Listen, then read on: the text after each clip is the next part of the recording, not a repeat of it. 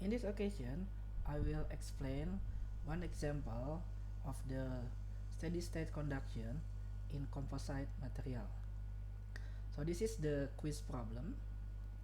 The walls of refrigerator are typically constructed by sandwiching a layer of insulation between sheet metal panels. Consider a wall made from fiberglass insulation of thermal conductivity Ki 0.046 watt per meter Kelvin and the thickness Li equal to 50 millimeter, and steel panels each of thermal conductivity, the Kp, is equal 60 watt per meter Kelvin, and the thickness of the panel Lp is equal to 3 millimeter. If the wall separates refrigerated air at the temperature of 4 degrees C from ambient air and T outer equal to 25 degrees C, the question is, what is the heat gain per unit surface area? And the coefficient associated with the natural convection at the inner and outer surface may be approximated as the Hi, the heat transfer coefficient at inner, equal to heat transfer coefficient Ho at outer, equal to 5 watt per square meter Kelvin. So here is the schematic of the problem, and we have the panel 1 and panel 2 is made by the steel with the Kp, or the heat conductivity, is equal 6 watt per meter Kelvin, and the insulation made by the fiberglass is equal to 0.046 watt per meter Kelvin. And this is the condition of the temperature of the ambient and at the refrigerated air, with each of heat transfer coefficient are equal. And this is the dimension of the panel and the insulation. So in this case, we know that the thickness and the thermal conductivities of refrigerator wall materials, inner and outer air temperature and convection coefficient.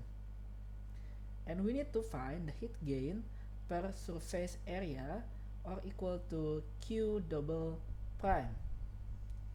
And with the assumptions, first, one-dimensional heat transfer, second is steady-state conditions, third is negligible contact resistance, and fourth is negligible radiation, and fifth is constant properties.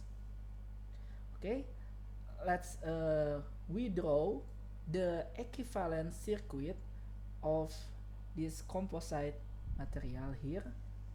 So we can see here we have the Ri. The Ri is equal to the resistance to the insulation, so it's on the middle, and there is a Rp1 is for the panel and Rp2 is for the panel, and this is the refrigerated air, and this is the ambient air, and this is the direction of the heat flux or the heat gain per surface area.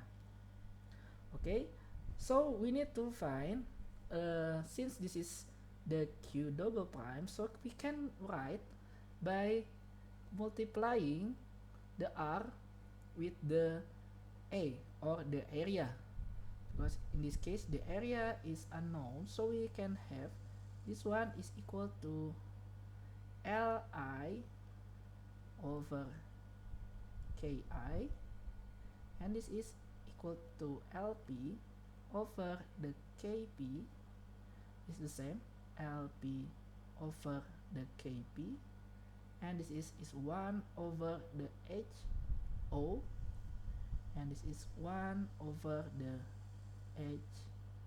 Hi.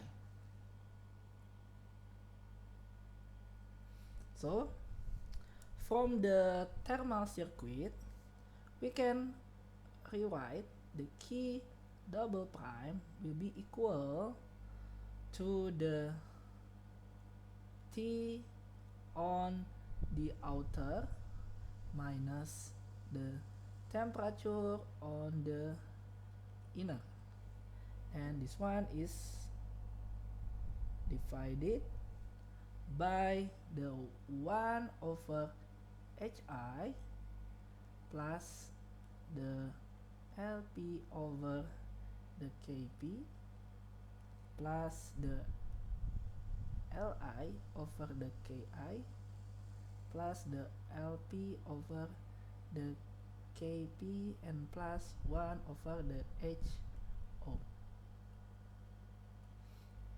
And then we put all the value of the equation, so we can write, since this one is the same, I over H1 and A over H2, so we can write here is 2 multiplied by 1 over 5 watt per square meter Kelvin, and plus, okay, this is